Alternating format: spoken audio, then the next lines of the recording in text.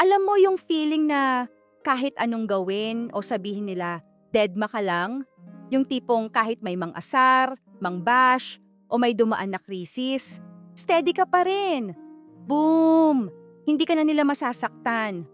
Today, pag-uusapan natin ang 10 Buddhist principles na parang armor ng kaluluwa mo.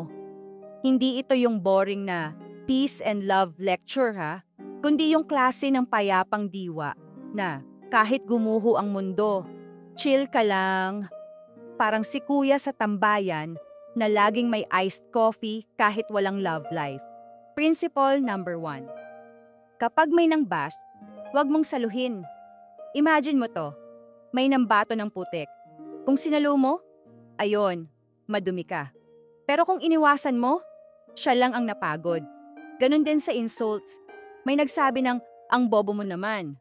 Kung hindi mo pinatulan, walang epekto. Pero kung binuhos mo yung energy mo sa pag-rant, sorry ka, ikaw ang talo. Sabi nga ni Buddha, holding on to anger is like drinking poison. Eh di wag mo inumin, pre. Di ka lason tester. Principle number 2. Lahat ng tao, kahit toxic, may ituturo sa'yo. Classmate mong chismosa, lesson yan sa boundaries. Ex mong ghoster, lesson yan sa self-worth. Friend mong laging nangungutang, lesson yan sa pag-save. View everyone as a teacher.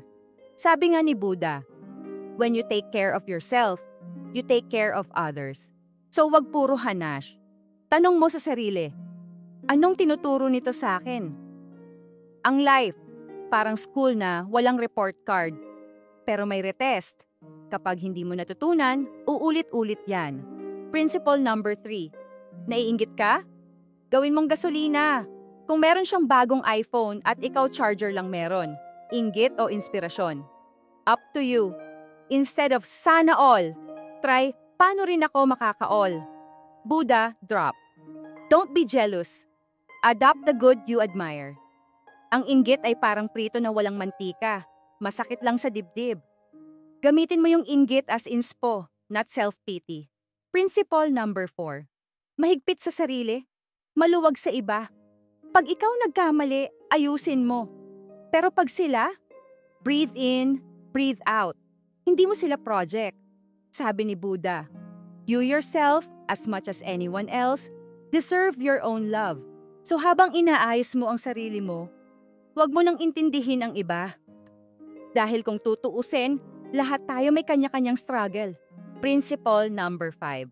Walang makakasakit sa'yo kung hindi mo bibigyan ng access. Gaya ng Wi-Fi, di ba? May password. Yung feelings mo, dapat may firewall. Hindi mo kontrolado ang actions ng iba, pero may 100% control ka sa reaction mo. Yung sinabi niyang, wala ka ng pag-asa, hindi yung prophecy. Kung naniwala ka, ikaw lang ang nag-subscribe sa fake news.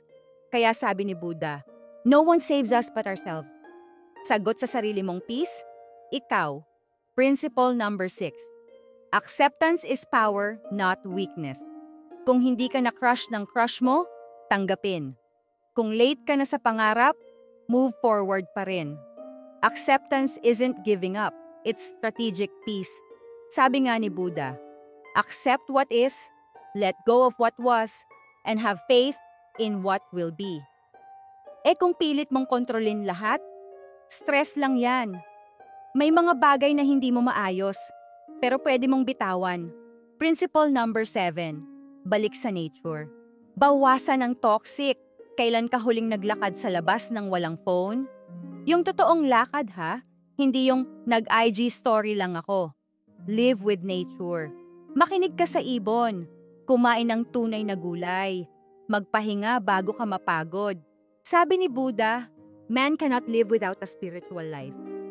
At sa sobrang ingay ng mundo, minsan kailangan natin ng katahimikan na totoo. Hindi lang noise-canceling headphones. Principle number 8. Maging mabuting tao, hindi dahil uso, kundi dahil ito ang tunay na flex. Hindi mo kailangan mag-post ng donation para matawag na mabait. Hindi mo rin kailangan mag-viral bago tumulong. Kindness hits different pag tahimik. Karma? Mas mabilis pa yan sa delivery minsan. Live ethically. Kahit walang nakakakita, Buddha taught, the mind is everything. What you think, you become. Principle number 9, magpasalamat sa kahit maliit. Pumasa ka kahit pasang-awa. Salamat pa rin. May budget ka pa rin para sa samgyup. Salamat din.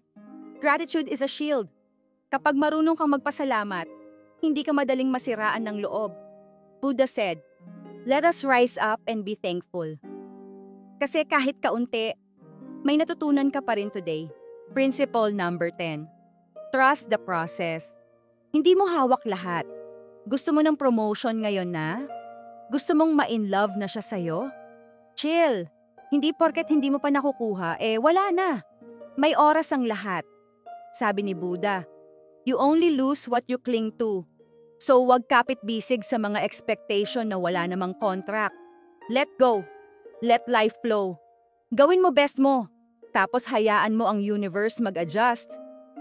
Kung nakarating ka rito at parang may natamaan, di good.